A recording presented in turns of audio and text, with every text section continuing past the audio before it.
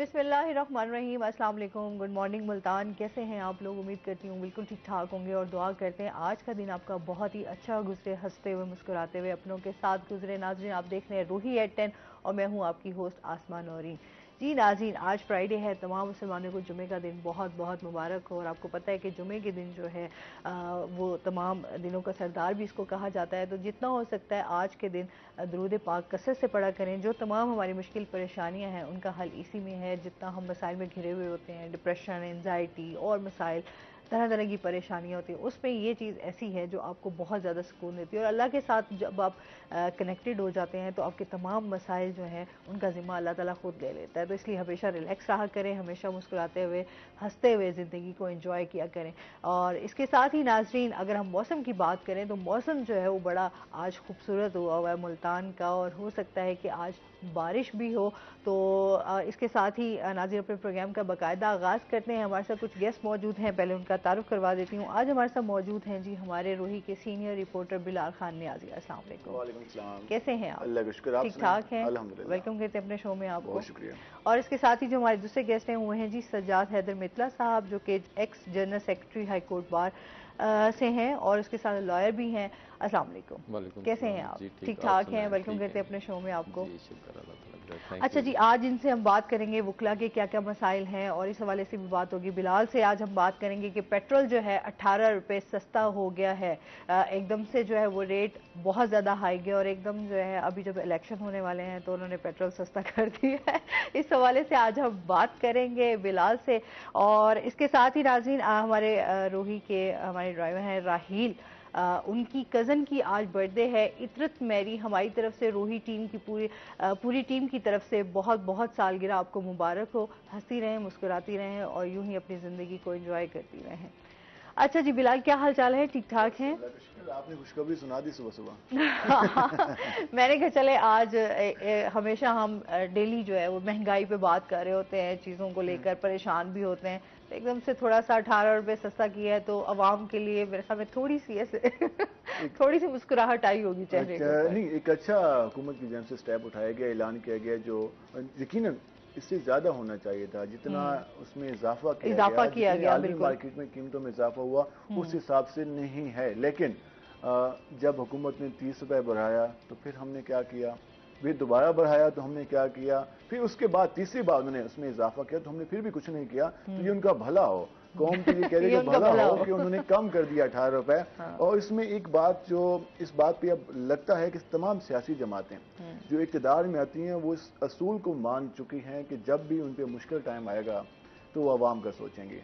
Last time जब खान साहब की हुकूमत मुश्किल में थी, लग रहा था कि अब सारे इकट्ठे हो गए हैं और महंगाई से आवाम परेशान है और एक लॉन्ग मार्च भी हुआ था महंगाई के खिलाफ, तो उस वक्त उनको याद आया कि मुझे आवाम की तरफ जाना चाहिए, मुझे आवाम का सोचना चाहिए। तो उन्होंने कीमतों में कमी की, उन्होंने बिजली कीमत में सब्सिडी का ऐलान किया, उन्होंने कहा कि अब मैं 6 महीने के लिए कुछ नहीं बढ़ाऊंगा, जो बढ़ा दिया बस माफ़ करें, अब कुछ नहीं इजाफा होगा। सेम उससे पहले जब मियां नवाज शरीफ साहब इक़्तिदार में थे तो उनके खिलाफ जब लॉन्ग मार्च होने लगे तो उन्होंने भी 15-15, 20-20 और 30-30 रुपए फी लीटर के हिसाब से पेट्रोल कम किया। लेकिन जब हमारे जमहूरी हुक्मरान मजबूत होते हैं, जब उन पे मुश्किल टाइम नहीं होता तो वो आवाम की परवाह नहीं करते। सेम आपने भी स्टार्ट में कहा कि शायद ये इलेक्शन की वजह से हुकूमत को अब ख्याल आया कि अब मजीद इजाफा नहीं करना चाहिए, अब आवाम को हौसला देना चाहिए। अब दो फैक्टर्स हैं, एक तो नो डाउट इलेक्शन है, आवाम का दबाव है हुकूमत पे, और जो हुकूमती उम्मीदवार हैं जब भी वो वोट के लिए जाते हैं तो उन्हें ये सुनना पड़ता है कि यार आपने कहा था कि हम महंगाई कम करेंगे लेकिन महंगाई डबल हो गई। वो अपना बयानिया देते हैं कि नहीं ये खान साहब की किया धरा है, लेकिन लोग ये कहते हैं कि इतनी जल्दी क्या थी कि आपको 2 महीनों में ही आपने चीज़ों के रेट डबल कर दिए। लेकिन उसमें अब उनको दबाव का सामना था तो उन्होंने ये स्टेप लिया। लेकिन उसके साथ एक जो अच्छी खबर सामने वो ये थी कि IMF से भी मुआहदा हो गया, जिसके लिए राना सनोला ने कहा था कि हमने सब कुछ किया लेकिन वो मानने को तैयार नहीं। लेकिन वो मुआहदा हुआ, उसके बाद एक मईशत पे हमारी जो स्टॉक एक्सचेंज है उस पर एक अच्छा इफेक्ट हुआ। सेकंड जो आलमी मार्केट है, पहले रशिया यूक्रेन की वार की वजह से जो फ्यूल की प्राइसेस थी, पेट्रोलियम प्राइसेस थी, वो काफ़ी अप जा रही थी, लेकिन अब काफ़ी ज़्यादा डाउन हुए हैं, 94 तक आ चुका है। तो उसकी वजह से भी इम्पैक्ट था, हुकूमत को अब ये स्टेप लेना था। हम सिर्फ ये नहीं कह सकते कि ये इलेक्शन की वजह से है, क्योंकि दो फैक्टर्स आ चुके हैं। عالمی مارکیٹ میں بھی فیول پرائسز کم ہوئے ہیں، اور کل جو وزیر اعظم نے خطاب کیا قوم سے، انہوں نے یہ کہا کہ ہم عوام کو ریلیف اس لیے دے رہے ہیں کہ عالمی مارکیٹ میں تیل کی قیمت میں کمی ہوئی ہے، لیکن جتنی کمی ہوئی ہے اس حساب سے تو نہیں دے سکے، لیکن ابھی تک جو ہم نے عوام سے بات کی وہ اس کو اچھا سٹیپ کرا رہی ہیں۔ اب دیکھنا یہ ہے کہ 2 روز کے بعد الیکشن ہے، اور اس کے بعد 30 جولائی کے بعد حکومت کیا کرتی ہے، کیا دوبارہ سے وہ چھکے چوکے لگتے ہیں یا پھر قیمتوں میں کمی آتی ہے، کیونکہ ابھی تو پیٹرولیم مصنوعات کی قیمتوں میں کمی آ رہی ہے، کیا 30 جولائی کے بعد 1 اگست سے کیا پھر وہی اصول یاد رہتا ہے کہ عالمی مارکیٹ میں قیمتیں کم ہوئی ہیں تو ہمیں بھی کم کرنی چاہیے، جب پھر وہ دوبارہ سے مضبوط ہو جاتے ہیں تو پھر عوام کو بھول جائیں گے؟ لیکن یہ ہے ہمارے سیاسی اور جمہوری جو ہماری حکمران ہیں، جماعتیں ہیں، وہ تبھی عوام کو سوچتی ہیں جب ان کو مشکل وقت آتا ہے، اس سے پہلے ہی میرے خیال میں خیال نہیں آتا شاید، اس میں مضبوط ہوتی ہیں، انہیں فکر اس نہیں ٹائم ہوتی۔ نا عوام کو لگتا ہے بھول جاتے ہیں۔ ایسے ہی سر آپ کیا کہنا چاہیں گے اس بارے میں؟ بالکل، آپ کہ جب تک ان کو کوئی پریشانی لاحق نہ ہو اس وقت تک ان کو عوام کا یاد ہی نہیں رہتا۔ ہاں، عوام کے بارے میں سوچتے نہیں ہیں۔ سوچتے نہیں۔ اور ٹھیک ٹھاک ہے سر؟ جی بالکل ٹھیک۔ 18 روپے پیٹرول سستا ہوا ہے، آپ کو بھی خوشی ہوئی ہے؟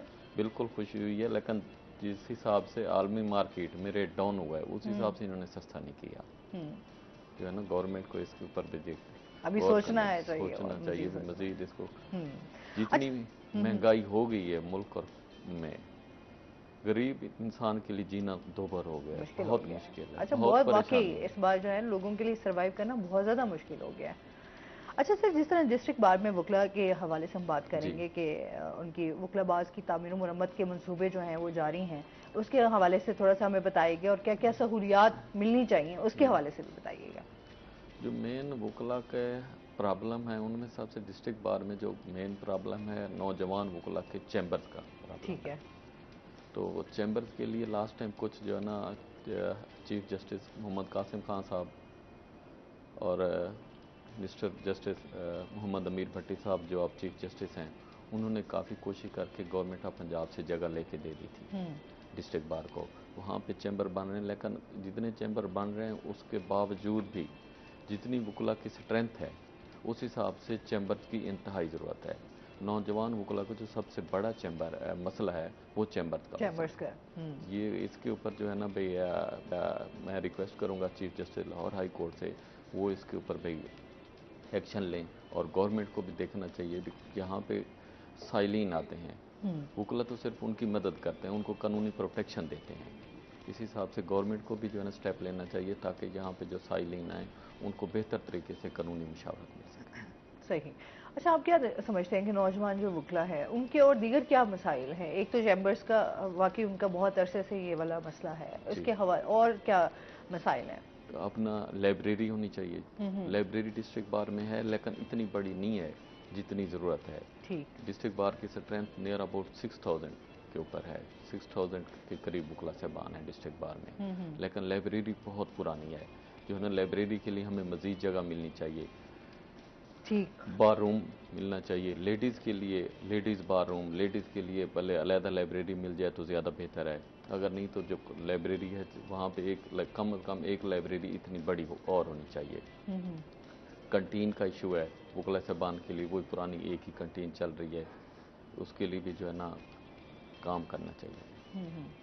اچھا، یہ مسائل ہیں جو ابھی تک آج تک حل نہیں ہوئے، اس کے اوپر کام نہیں، اور لا اینڈ آرڈر کی سچویشن کے اوپر بھی جو ہے نا گورنمنٹ کو میئر لینے چاہیے، اکثر لڑائی جھگڑے ہو جاتے ہیں جس میں بعض دفعہ وکلا صاحبان کے ساتھ بھی زیادتی ہو جاتی ہے، جبکہ وکلا صاحبان کا کوئی کردار نہیں ہوتا، کوئی رول نہیں ہوتا، وکلا صاحبان نے تو اپنے پروفیشنلی خدمات سر انجام دینی ہے، لوگوں کو قانونی پروٹیکشن دینی ہے، لیکن اس کے باوجود کرمنل لوگ ہوتے ہیں وکلا صاحبان کے ساتھ مس بیہیو کرتے ہیں، بدتمیزی کرتے ہیں، اس کے اوپر جو ہے نا بھائی کنسرنڈ اتھارٹیز کو ایکشن لینا چاہیے۔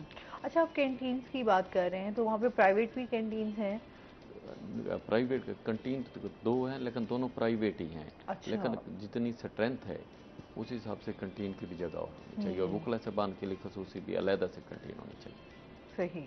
ओके अच्छा हम तो कहते हैं साइलिन के बड़े मसाइल हैं, वकला के भी लगता है बहुत मसाइल है। जी जी, वकला के भी बहुत मसाइल है, नौजवान वकला के खास तौर पे सही, उनको काफी मुश्किलात का सामना करना पड़ता है। इनिशियल स्टेज पे बहुत मुश्किल। अच्छा, खवातीन के हवाले से भी जानना चाहेंगे, जितनी भी हमारी नौजवान, एक तो हमारे हो गया ना, जितनी नौजवान हैं उनको मसाइल है, खवातीन को किन मसाइल का सामना करना पड़ता है? खवातीन वकला को जो मेन है वही है अपना चैम्बर्स का मसला है। बार रूम है खवातीन वकला का, लेकिन छोटा बार रूम है, उसके लिए भी बड़ा बार रूम होना चाहिए। साथ अपना भी उनके लिए अगर लाइब्रेरी का भी अलहदा हो जाए तो ज़रा भी आसानी से भी अपने मामलात को देख सकें। सही। अच्छा, आपसे मजीद भी जानेंगे। बिलाल, ये बताएंगे जिस तरह महंगाई का एक तो उसके बाद हर बंदे का वाकई सर्वाइव करना बड़ा मुश्किल हो गया, अब आवाम का क्या रद्द अमल है? अवाम का रद्द अमल, इससे पहले मित्तल साहब ने जो बात की मैं ऐड करूंगा कि जो हमारे यहाँ वर्किंग एनवायरनमेंट है ना, वो एक बेहतरीन नहीं है। चाहे वो वकला के लिए हो, चाहे वो डॉक्टर्स के लिए हो, चाहे वो क्लर्कों के लिए हो, चाहे वो आम मुलाजिम के लिए हो। तो हमारे यहाँ जो मुलाजमीन जो काम कर रहे हैं उनके लिए वो वाला माहौल नहीं है कि वो एक अच्छे अंदाज में काम कर सकें। आप हैरान होंगी, मैं मिसाल हूँ निश्तर की, वहाँ पे जो डॉक्टर्स काम करते हैं, वो कल उन्होंने एहतजाज किया, उन्होंने कहा कि जी हमारे पास तो एमरजेंसी में अगर हम जो डॉक्टर परफॉर्म कर रहे हैं, जो लेडी डॉक्टर हैं 12 घंटे ड्यूटी कर रही है, तो उसके बैठने के लिए कमरा नहीं है, तो वहाँ के अलग वॉशरूम तक नहीं है हमारे पास।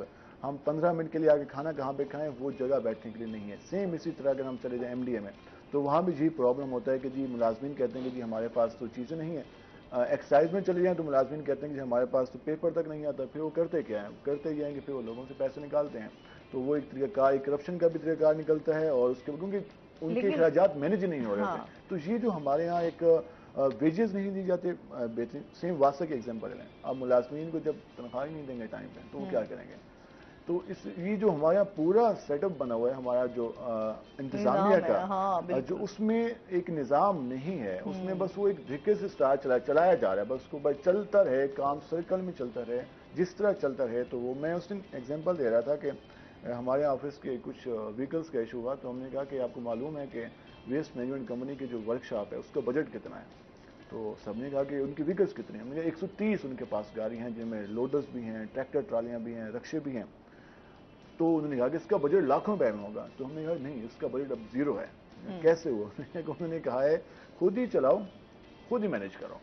तो जब हम अपना सिस्टम इस तरह चलाएंगे, सिस्टम ही नहीं होगा, जब हम चलाएंगे भाई ठीक है चलाओ, तो फिर किस तरह से निज़ाम रन होगा? और ये पूरे सिस्टम का इशू आ रहा है, जिस वजह से प्रॉब्लम क्रिएट होती हैं। पब्लिक को रिलीफ भी नहीं मिलता, और अदारों पर एतमाद भी नहीं आता, और इस तरह से जो ये कहते हैं कि ये एक इदारा है, उसके पास लोग आते हैं कि हमारा मसला हल होगा, तो फिर वो इसी तरह मसले हल होते हैं। सेकंड, आपने पूछा कि जो हमारे यहाँ महंगाई का है, महंगाई का रद्द-ए-अमल क्या आ रहा है इस वक्त?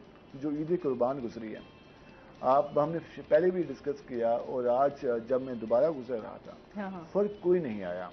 अच्छा। आज भी यूटिलिटी स्टोर के बाद। अच्छा, एक कॉलर है, इस पर मजीद भी बात करते हैं। अस्सलाम वालेकुम। अस्सलाम वालेकुम। हेलो हेलो, अस्सलाम वालेकुम जी। अमानुल्लाह है हमारे साथ लोधरा से, क्या कहना चाहेंगे? आसमान नूरीन साहब, अस्सलाम वालेकुम। वालेकुम अस्सलाम जी, क्या कहना चाहेंगे? आसमान नूरीन साहब, मैं थोड़ा बिलाल भाई से बात करना चाहता हूँ। जी जी, करें बात आप बिलाल। अस्सलाम वालेकुम बिलाल भाई। वालेकुम सलाम अमानुल्लाह, कैसे हैं आप? बिलाल भाई माशाल्लाह, आप बहुत सीनियर रिपोर्टर हैं, आपका प्रोग्राम देखते हैं हमें बहुत पसंद आता है। माशाल्लाह, अल्लाह ताला आपको कामयाबियां दे। आमीन आमीन। जी, कुछ क्वेश्चन करना चाहेंगे कुछ आप? कहना भी चाहेंगे कुछ लोधरा के हवाले से, उसके अलावा? मैं बिलाल भाई आपसे सवाल करना चाहता हूँ, ये गवर्नमेंट ने पेट्रोल के बारे में 18 रुपए कम किया है, तो ये जो रिक्शा वालों ने किराया बढ़ाया हुआ है, ये तो कम नहीं करेंगे ना? इनके बारे में भी तो ये लोग इतना ज्यादा पेट्रोल बढ़ाते हैं, 100 रुपया, तो अभी 18 रुपए उन्होंने ये इलेक्शन की वजह से 4-5 दिन के लिए ना आवाम को कुछ करने के लिए दिया है। जी बिल्कुल, आप जिस तरह अवामी राय यही आ रही है कि جو وہ پوچھنا یہی چاہ رہے ہیں کہ جتنے بھی ابھی جس طرح ٹرانسپورٹ کا انہوں نے کرائے بڑھائے، اب ٹرانسپورٹ کے کرائے اب اس میں فرق جیسے کیا کم ہوا ہے پیٹرول، تو کیا اس کے اوپر اثر انداز ہوگا کہ کرائے بھی کم 10 روپے 15 روپے تک کم ہوگا، اس سے زیادہ کمی نہیں کریں گے وہ، کیونکہ اگر ہم بات کریں تو 250 روپے فی لیٹر تھا، 264 پلس تھا وہ جو ڈیزل کی قیمت کی بات کریں تو جب وہ کتنا کم کریں گے؟ اب ڈیزل کی قیمت میں 40 روپے کمی ہوئی ہے تو اس میں کرائے کچھ جو ٹرانسپورٹ ہے بسیں ہیں ان میں کچھ کمی آئے گی، لیکن اس طرح کمی نہیں آئے گی کیونکہ ہم نے دیکھا کہ چند دنوں میں 100 روپے تک پیٹرول بڑھا دیا گیا، 150 پہ تھا وہ 250 پہ پہنچ گیا، اب وہ 250 والا 18 روپے کم ہو کے 232 روپے پہ آ گیا، تو 232 روپے میں جو 1 لیٹر 232 روپے میں وہ چلا رہے ہیں تو کتنی قیمت وہ کم کریں گے؟ اب ہر کوئی یہ ڈیمانڈ کرے کہ یار مزید کمی کی جائے، اس کا ایفیکٹ جو ہم دیکھتے ہیں کہ جب اضافہ ہوتا ہے تو اس کے بعد تو ہر بندہ کہتا ہے اضافہ ہو گیا، جب کچھ کمی ہوتی ہے تو پھر سارے کہتے ہیں نہیں یار اتنی کمی نہیں ہو، تو پھر ہم اپنے جو کرائے ہیں اس کے علاوہ جو ہماری برقرار رکھتے ہیں، وہ اسی طرح رکھتے ہیں۔ بہت سارے لوگ باقی یہ جو رکشہ والے ہوتے ہیں یہ کبھی بھی کم نہیں کرتے، چاہے پیٹرول تھوڑا سا بھی سستا ہو تو وہ کمی نہیں لاتے۔ اس میں ہم رکشہ والوں کو بلیم اس لیے نہیں کر سکتے، رکشہ والوں کو بلیم اس لیے نہیں کر سکتے کہ وہ جو رکشہ چلا رہا ہے، اگر ہم 1 لیٹر کی بات کریں 230 روپے اب لیٹر 232 روپے لیٹر ہے فیول، اور ایک رکشہ اگر اس کی 15 کلومیٹر بھی وہ گاڑی 1 لیٹر میں چلاتا ہے تو کوئی جہاں سے لے کر وہ بہاری چوک تک جاتا ہے وہ 500 روپے تو ڈیمانڈ کرے ہی کیا کرے گا، کیونکہ اس نے وہاں تک ٹریول کرنا ہے اور وہ سارا دن رکشے پہ بیٹھا انتظار کر رہا ہوتا ہے کہ سواری آئے گی اور اسے کچھ پیسے دے گی، اس کے بعد وہ اپنے اخراجات مینج کرے گا، اسی میں سے پروفٹ بھی نکالنا ہے۔ تو جو ہماری لوور ورکنگ کلاس ہے جو کہ سارا دن مزدوری کرتے ہیں، جو کہ 12 گھنٹے 15 گھنٹے روڈ پہ انتظار کرتی ہے، ہم اکثر گلا کرتے ہیں یہ زیادہ کرایوں کی ڈیمانڈ کرتے ہیں، لیکن انہوں نے اسی کرائے سے اخراجات مینج کرنے ہوتے ہیں۔ ہاں اس میں ہونا کیا چاہیے تھا؟ ہونا یہ چاہیے تھا کہ ہمارے یہاں جو ٹرانسپورٹ کا سسٹم ہے اس کو بہتر کیا جاتا ہے، میٹرو ٹھیک ہے بنی لیکن فیڈر بس کو مزید اپ گریڈ کیا جائے، سٹی میں مزید بسیں چلائی جائیں تاکہ لوگ اس میں ٹریول کریں، لوگ اپنی گاڑیوں میں کے بجائے جو پبلک ٹرانسپورٹ ہے اس کا استعمال کریں تو اس میں وہ بچت کر سکتے ہیں۔ تو اس طرح اگر کیا جائے ہمارے ہاں اب دیکھو نا یہاں پہ روڈز کا بھی بڑا مسئلہ ہے نا، روڈز بڑے تنگ ہیں، یہاں پہ بسیں چل رہی ہیں تو باقی ٹریفک آپ کی بڑی ڈسٹرب ہو جاتی ہے، یہ تو مشکلات ہمیں بہت دیکھنی پڑتی ہیں۔ ایم ڈی اے ہمارا جو ادارہ موجود ہے ملتان ڈیولپمنٹ اتھارٹی ابھی تک ماسٹر پلان پہ عمل درآمد نہیں کر سکا، اسے یہ تک ابھی تک نہیں معلوم کہ میرے ایریا میں روڈ کون سے آتے ہیں، کارپوریشن کے بھی روڈ ہیں، ایم ڈی اے کے بھی روڈ ہیں، ضلع کونسل کے بھی روڈ ہیں، اور 3 ادارے ایک ہی شہر میں موجود ہیں، سب نے ڈیوائیڈ کیا ہوا ہے، اور جب بھی کوئی ذمہ داری لینے کو تیار نہیں ہوتا۔ آپ کے نواں شہر کے ساتھ گراؤنڈ فیلئر ہوا، ابھی تک وہ مین روڈ ہے نواں شہر سے ڈیرہ ڈہ تک، وہ ابھی تک ایسے ہی روڈ ٹوٹا ہوا ہے وہ ایک جگہ پہ، اب ذمہ داری لینے کو تیار نہیں ہے کہ بنائے گا کون، ہائی وے بنائے گا، ایم ڈی اے بنائے گا، ضلع کونسل بنائے گا یا پھر کارپوریشن بنائے گی۔ جب 4 اداروں اپنی حدود ہی تعین نہیں کر سکتے تو پھر پرابلم تو کریٹ ہوں گے۔ ارے آج تک ہم یہ چیزوں کو فیس کر رہے ہیں، اچھا پھر روڈز بنائے جاتے ہیں اور پھر کچھ دنوں میں ہی پتہ چلتا ہے آپ کے جو روڈز ہیں وہ آپ کے ٹوٹے پڑے ہوتے ہیں یا کھڈے پڑے جاتے ہیں، اتنے بڑے بڑے کھڈے ہوتے ہیں کہ آپ سوچ بھی نہیں سکتے۔ پہلے بھی ہم ایک روڈ کا ڈسکس کر چکے ہیں، میں آپ بھی شاید جانتے ہوں گے، سورج مانی روڈ۔ جی بالکل، جی ایسا روڈ ابھی ہے، تک وہ روڈ جو ہے ایسا روڈ ہے کہ حیرانگی ہوتی ہے، اور ہمارے اداروں کو ان کی حالت دیکھ کر ایک ہنسی بھی آتی ہے غصہ بھی آتا ہے۔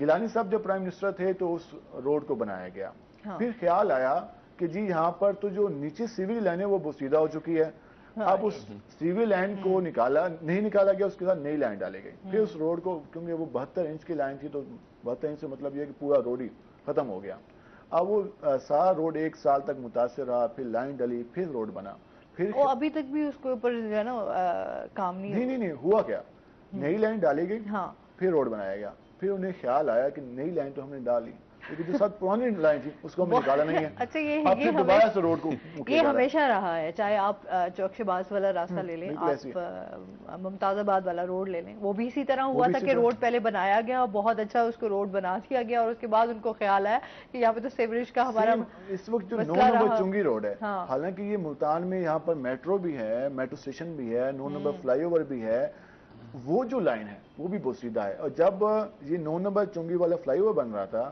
اس وقت گیلانی صاحب پرائم منسٹر تھے، تو اس وقت ان کو کہا گیا کہ یہ جو لائن ہے جو کہ تحصیل چوک سے لے کر 9 نمبر چنگی تک یہ بوسیدہ ہو چکی ہے، تو پہلے اس لائن کو چینج کیا جائے، اس کے بعد یہاں پر جو روڈ ہے اس کے علاوہ جو فلائی اوور کا منصوبہ ہے اس کو مکمل کیا جائے۔ لیکن لازمی بات ہے کہ پولیٹیشنز ہوتے ہیں، وہ کہتے ہیں کہ ہمارے ٹائم میں یہ پروجیکٹ مکمل ہو جائے، اس وقت فلائی اوور بنا دیا گیا، افتتاح بھی کر دیا گیا، اب اس کے نتائج سامنے آ رہے ہیں کہ وہ جو لائن ہے آئے روز 9 نمبر چنگی پہ کراؤن فیلئر ہوتے ہیں اور اس کی وجہ سے متاثر ہوئی ہے جگہ اور کسی کو نہیں پتا کب وہاں پہ گڑھا بن جائے اور گاڑی نیچے چلی جائے. اور ابھی بھی ہوا ہے اس کا روڈ کا حال جو ہے اس کا روڈ کا حال خراب ہے. اس جگہ پہ ایک ہی ٹائم میں 3 کراؤن فیلئر ہو چکے ہیں 9 نمبر چنگی پہ. اور ایک تو حالت یہ آ گئی کہ واسطے نے کہا کہ اب اس لائن کو اگر ہم چینج کرتے ہیں تو اس بات کا ڈر ہے کہ فلائی اوور متاثر نہ ہو. تو اس لیے اب انہوں نے کہا ہے کہ اب ہم کریں گے کیا. اب انہوں نے یہ کہا ہے کہ ہم اس کا جو لائن کا رستہ ہے وہ چینج کریں گے. اب انہوں نے یہ کیا ہے کہ 9 نمبر چنگی سے لائن نکال کے عیدگاہ چوک پہ لے کے آئیں گے. عیدگاہ چوک سے آفیسر کالونی سے لے کر تحصیل چوک پہ لے آئیں گے. جو کہ تحصیل چوک سے آئی تھی 9 نمبر, اب اس کو ایک لمبے روٹ سے لے کر اس لائن کو چینج کیا جا رہا ہے. یہ وہی حال ہے کہ آپ کو ایک پہلے پروجیکٹ کے لیے پیسے نہیں مل رہے ہوتے, بجٹ نہیں مل رہا ہوتا, پھر جب آپ کو ایک دم بجٹ ملتا ہے پھر آپ اسی بجٹ کا جو ہے وہ پہلے کام تو کروا دیتے ہیں, پھر اسی بجٹ پہ پھر ہم نقصان کرتے ہیں اور پھر آپ کہتے ہیں کہ اچھا جی اب یہ دوبارہ یہ کام بھی رہ گیا, اب یہ والا پروجیکٹ بھی اس میں ایڈ کر دیتے ہیں. مطلب آپ لاکھوں کروڑوں کا اسی طرح بجٹ لے کے اور پھر ضائع کر دیتے ہیں اور اس میں بیچاری عوام جو ہے وہ ذلیل ہو جاتی ہے. اچھا, جس طرح ہم ڈسٹرکٹ بار کی بات کر رہے ہیں, اس میں ہمارے ایک تو یہ بھی آپ سے جانوں گی کہ سائلین جو ہمارے آتے ہیں, آپ نے ایک تو نوجوانوں کا مسئلہ بتایا کہ ان کو کیا کیا مسائل ہیں. جو ہمارے سائلین ہیں وہ بیچارے اتنی دور دور سے آتے ہیں, ان کو کن کیا کیا سہولیات دی جا رہی ہیں اور کس چیز کا فقدان ہے, اس حوالے سے بتائیے گا. سہولیات تو بہت کم ہے سائلین کے لیے, خاص طور پہ جوڈیشری اور وکلا کا جو مین محور ہے وہ سائل ہے, کلائنٹ ہے, جس کا مسئلہ ہے کورٹ کے اندر. سب سے بڑا سٹیک ہولڈر کلائنٹ ہے, سائل ہے. اگر اس کا مسئلہ ہی حل نہیں ہوگا, اس کو سہولیات ہی نہیں دی جائیں گی, تو یہ جو ہمارا سسٹم ہے as a whole judicial system, اس کا مطلب ہے وہ فیل ہے. ہمارے جو سائلین ہیں ان کا جو سب سے مین مسئلہ ہے نا, انصاف کے ساتھ ساتھ ان کا ایک سب سے بڑا مسئلہ ہے ہمارے جو کیسز ہیں ان کا جلدی فیصلہ ہو.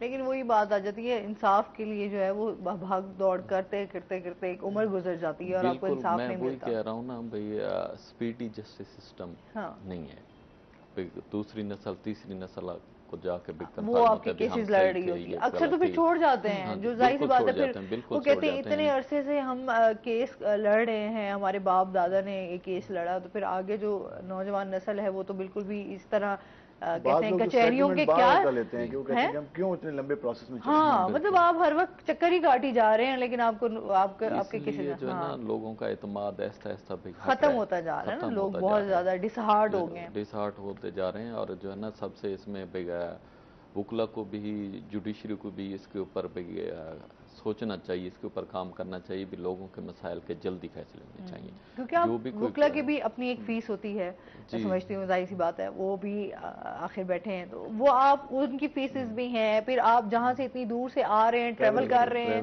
وہ آ رہے ہیں, اس کا کرایہ, اس کا پیٹرول کا, آپ کا سارا وہ خرچہ الگ, پھر آپ یہاں پر آ کر پورا دن یہاں پر گزارتے ہیں اور آپ کو کوئی سہولیات نہیں مل رہی, وہ ایک الگ یوں سمجھ لیں کہ آپ کے پاس ٹائم کا ایک تو ضیاع بھی ہے اور چیزیں بھی آپ کی ڈسٹرب, اور آپ سارا دن پریشانی میں بھی گزارتے ہیں, پھر اوپر گرمیوں کا موسم.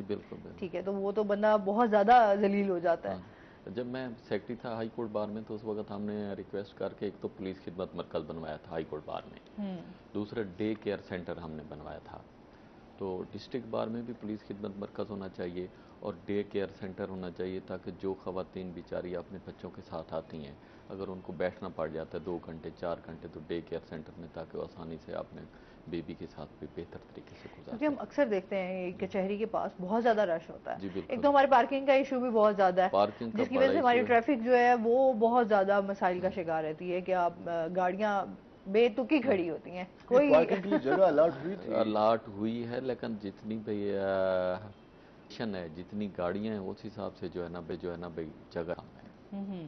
پاپولیشن جتنی بڑھ گئی ہے روڈ کے اوپر, لیکن کوئی تو پھر اس کا حل ہونا چاہیے, جو ظاہر سی بات ہے ٹریفک آ رہی ہوتی ہے, جا رہی ہوتی ہے, بڑے مسائل ہوتے ہیں ہمارے. پارکنگ پلازا ہونا چاہیے, اس کے اوپر کام ہو رہا ہے. اچھا, وہ کب تک پھر ہو جائے گا اس کے اوپر؟ اس کے اوپر ڈیفینیٹ بات ہے, گورنمنٹ نے فنڈز دینے ہیں, ٹائم تو لگے گا. پارشلی فنڈ آ گئے ہیں, باقی فنڈ رہتے ہیں, لیکن الٹیمیٹلی ٹائم لگے گا. ٹھیک ہے, مطلب اچھا, اور وہاں پر جو پارکنگ والے لوگ ہوتے ہیں, جو آپ کو پیسہ لے رہے ہوتے ہیں, ان کا کیا نظام ہے, تھوڑا سا اس کے بارے میں بھی بتائیے. جو ہے نا کوئی اسپیسیفک جگہ ہے جو کہ ڈسٹرکٹ بار نے ٹھیکے پہ دی ہوئی ہے. جو ڈسٹرکٹ بار ملتان نے جگہ ٹھیکے پہ دی ہوئی, تو اس کو ڈیفینیٹ بات ہے جو ٹھیکیدار ہے اس نے پیسے لینے.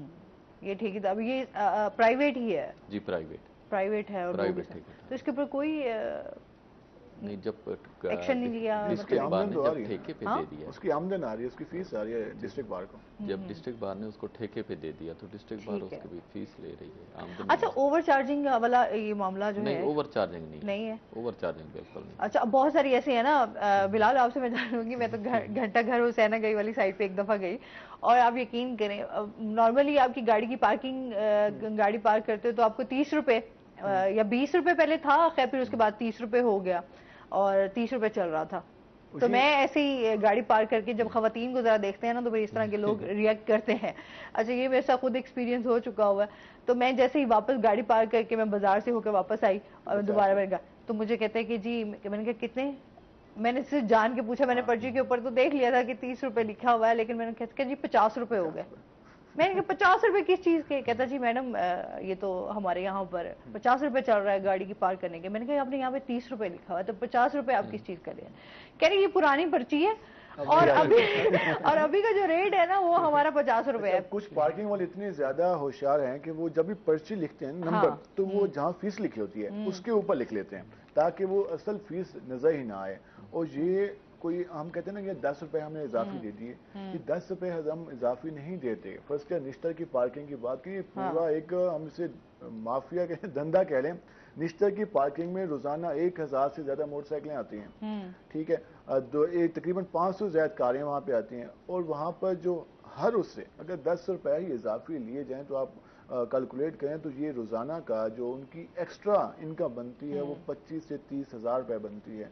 अब अगर उसको 30 से मल्टीप्लाई कर दें तो आपको अंदाजा होगा कि ये माहाना कितने लाख रुपए अवाम की जेब से निकालते हैं। वो कोई चेक एंड बैलेंस नहीं है, चेक एंड बैलेंस नहीं है ना, यही बात। अच्छा, फिर शहर में कारपोरेशन की बात करें, ये म्यूनिसिपल कारपोरेशन ने पार्किंग स्टैंड बनाए होते हैं, गैर कानूनी तौर पर इजाजत दी होती है। आजकल तो ये जो मैरिज हाउस वाले हैं, इन्होंने अपने मैरिज हालों के बाद रोड पे पार्किंग लगा दी है और उन्हीं से पैसे ले रहे हैं। अच्छा, हालांकि वो तो पार्किंग वाला काम है कि एक बंदा बैठाओ, ठीक है, अब शादी वाले लोग आ रहे हैं, उन्होंने गाड़ियां पार्क की, अब उनसे 50 रुपए लो और डेली का आप अच्छे भले पैसे कमा के चले जाओ। ये बड़ा चल रहा सिस्टम। हालांकि 50 रुपए अब तो कर दिए हर जगह। हालांकि कमिश्नर मुल्तान ने इनको कहा है कि गैर कानूनी पार्किंग स्टैंड नहीं होने चाहिए, लेकिन अब जिन्होंने ये सिस्टम बनाया हुआ पूरा नेटवर्क है शहर में, तो वो चला रहे हैं, धड़ल्ले से चला रहे हैं। और उसमें अच्छा, सरकारी रेट क्या है अगर गवर्नमेंट की तरफ से? सरकारी जो है, जो ठेका अलाट होता है उसकी फीस के मुताबिक होता है। अब फर्स्ट की अब कार्डियोलॉजी का रेट जो अब इन्होंने बुलाया है तो उसका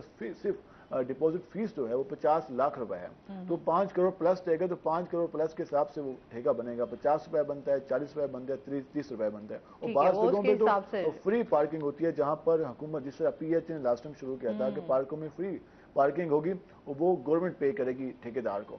लेकिन हमारे यहाँ जो एक एक्स्ट्रा लोगों की जेब से पैसे निकलवाने वाला कल्चर है, हर बंदे में आ चुका है बदकिस्मती से, तो हम निकलवाते हैं और उसका रिजल्ट ये होता है कि फिर 10 इसकी जेब से निकले, 50 उसकी जेब से निकले, 20 उसकी जेब से निकले, पूरी चेन बनती है और फिर हर कोई वही पैसे एक दूसरे को लुटा ही रहा होता है। अच्छा, ये ऐसा मसला है जो हर जगह चल रहा है। अच्छा, लोगों ने हर जगह पार्किंग जो है वो बना ली है और उनसे पैसे ले रहे हैं। प्रॉफिट वाला बिजनेस है, लोगों के लिए बड़ी आसानी है। अगर आपने गाड़ी पार्क करनी है तो पैसे दे दो। अच्छा जी, मजीद भी इस पे बात करेंगे नाज़रीन, अभी हमने जाना है ब्रेक पे, हमारे साथ रहिएगा।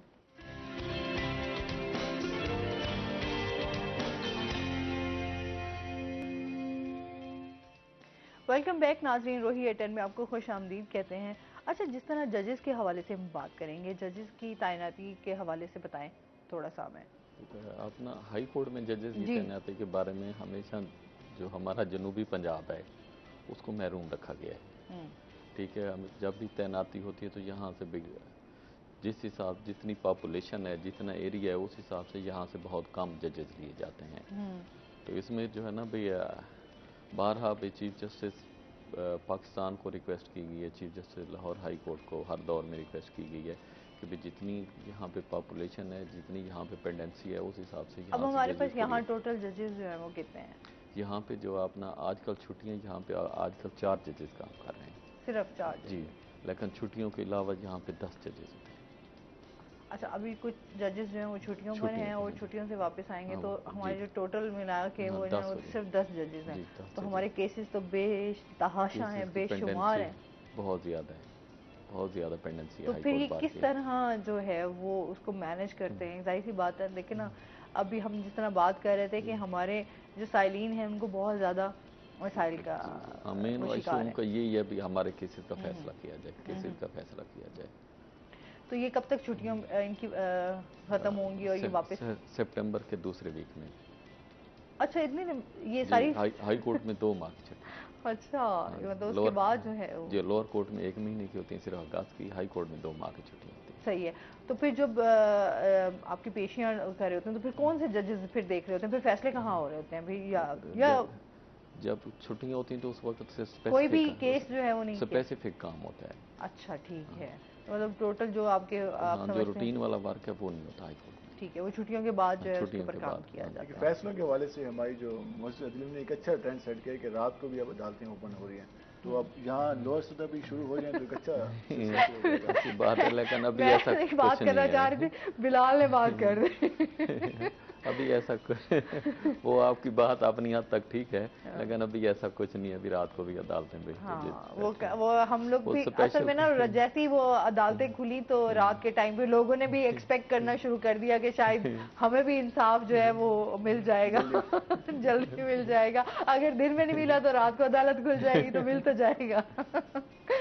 अच्छा जी, अच्छा जी, महंगाई पे हम बात कर रहे हैं। अच्छा, आर्मी मंडी में तेल कितना वैसे सस्ता हुआ है? अगर हम बात करें तो वहाँ पर जो फी बैरल 94 पे आ चुका है, $94 फी बैरल पे आ चुका है, जो कि पहले काफ़ी ज़्यादा था। अब हम कहते हैं हाफ हो चुका है। लास्ट टाइम 100, 105, 115, 140 तक जा रहा था, तो अब इतना कम हो गया। तो अब लाजमी बात है जो हमारे अब अपोजिशन के हैं इमरान खान साहब, ठीक है वो असम्बली में नहीं मौजूद, वहाँ से वापस बाहर आ चुके हैं, लेकिन उन्होंने ये डिमांड की कि $100 फी लीटर कम करना चाहिए। लेकिन उनके दौर में जब कम होता था तो वो कम नहीं करते थे। ये हर सियासी जमात जब भी मैं ये समझती हूँ हर सियासतदान जो भी अपनी हुकूमत में आया, हाँ। उसने अपने तरीके से ही हुकूमत को अब चलाई आप और अंदाजा आवाम बेचारी जो है ना वो हमेशा पिसती रही। अब आप अंदाजा लगाएं, जब अपोजिशन में थे हमारे जो अभी हुकूमत में, तो उन्होंने कहा कि पेट्रोल $100 पे ले आएंगे, मियाँ साहब का दौर वापस लाएंगे। हाँ। जब वो आए इक़्तिदार में तो उन्होंने मियाँ साहब का दौर वापस नहीं लाया, पता नहीं कौन सा दौर लेके आए। सेम जब खान साहब अपोजिशन में थे और अभी भी अपोजिशन में है, तो उन्होंने कहा कि जब हम आएंगे,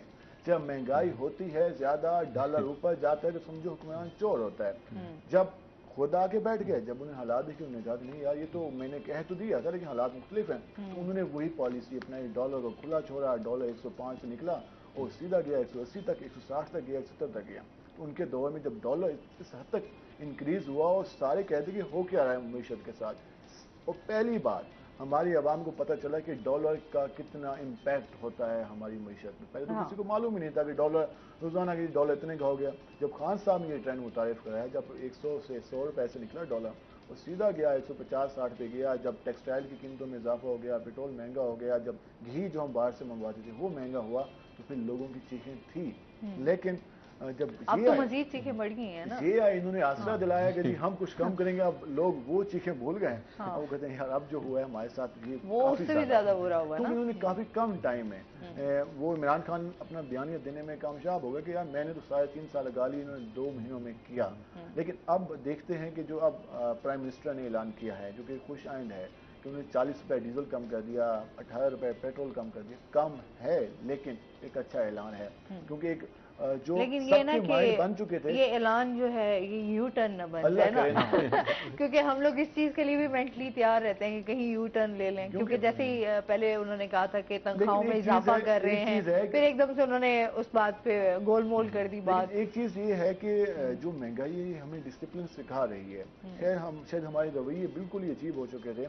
अब हमने देखा है कि लोग अब लाहौर जाते हुए अपनी गाड़ी पे जाते थे, अब सोचते हैं कि नहीं यार पब्लिक ट्रांसपोर्ट पे जाना चाहिए। और मोस्टली ये हकीकत है कि जो हम लोग लगे कि अपनी गाड़ी इस्तेमाल करने की बजाय अब आप डिफरेंट पब्लिक ट्रांसपोर्ट एक अच्छा इस्तेमाल बिहेवियर कर रहे है। हैं। बिल्कुल वैसे हमने नहीं सीखना था ये बात, लेकिन अब हम सीख रहे हैं कि यार पब्लिक ट्रांसपोर्ट पे चले जाएं, बचत हो जाएगी। पहले हम जा रहे होते थे इस पे। मैं बिलाल भाई की बात को आगे बढ़ाते हुए, बिलाल भाई बिल्कुल ठीक कह रहे हैं। अब लोग कोशिश करते हैं भी अपनी गाड़ी का कम इस्तेमाल करें और पब्लिक ट्रांसपोर्ट का इस्तेमाल कर लें, या साथ कोई कुलीग है उसके साथ दफ्तर आ जाए अगले दिन भी उसके साथ भाई शेयर कर लिया जाए। اب تو بعض دوستوں کو دیکھے میں بات کاٹ رہا ہوں کہ وہ نا گاڑی چلا رہے ہوتے ہیں اور شیشے کھلے ہوتے ہیں, ہم کہتے ہیں پیٹرول مہنگے, وہ کہہ رہے ہیں کہ اچھا اس عید پہ اس طریقے کا جو ہے اچھی تو گزری کیونکہ مہنگائی بہت زیادہ تھی, بہت کم لوگ ہی قربانی بھی کر سکے. اچھا جنہوں نے کی ماشاء اللہ انہوں نے کی بھی صحیح, اور اس کے ساتھ جو ہے وہ کافی جس طرح آنا جانا ہوتا تھا نا وہ اس بار ذرا کم تھا. ہاں یہ چیزیں کافی اس دفعہ کم دکھائی دی. روڈوں کے اوپر رش بھی نہیں تھا, رش بھی نہیں تھا, ورنہ تو عیدوں پہ آپ کو پتا ہے کہ رش. یہ موٹر سائیکل حضرات جو ہوتے ہیں وہ ون ویلنگ کرتے ہیں اور یہ کرتے ہیں وہ کرتے ہیں, بھگاتے ہیں, لیکن 250 کا لٹا ہے. چلے اس بار یہ ہوا کہ لوگوں میں تھوڑی سی یہ آگئی, انہوں نے سکون سے گھر بیٹھ کے عید گزاری. کم ہونا چاہیے, ہم کہتے ہیں ہماری ڈیمانڈیں کم ہونی چاہیے, لیکن اس کے ساتھ ساتھ جو ہماری رویہ ہے نا وہ بہتر ہونا شروع ہو جائیں. ہمیں جو اصل چیزیں, ہم نے لائف گزارنے کس طرح, سیونگ کیا چیز ہوتی ہے, اور ہم نے کس طرح سے اپنا جو بجٹ ہے اسے مینج کس طرح سے کرنا ہے, ہم نے اپنا ٹائم کس طرح سے ضائع ہونے سے بچانا ہے, اس پہ بھی ہمیں فوکس کرنا چاہیے. ہم ٹائم مینجمنٹ کو ایک موٹیویشن اسپیکر کی بات سمجھتے ہیں کہ یہ کوئی ویسے ہی ہوائی باتیں ہوتی ہیں, موٹیویشن اسپیکر آ جاتے ہیں وہ کہتے ہیں ٹائم, لیکن اس پہ ہم عمل نہیں کرتے. اصل میں نا کچھ چیزیں ہماری اتنی ہمارا بگاڑ پیدا ہو چکا ہے کہ اب ان چیزوں کو سدھرنے میں بھی بڑا ٹائم لگ جائے گا, کیونکہ ہم لوگوں کی عادتیں جو ہیں اس طریقے سے نہیں ڈیولپ ہو سکی جس طرح ہمیں ہونا چاہیے تھا. لیکن اس پہ ہم مزید بھی بات کریں گے. ناظرین ابھی ہم نے جانا ہے بریک میں, ہمارے ساتھ رہیے گا.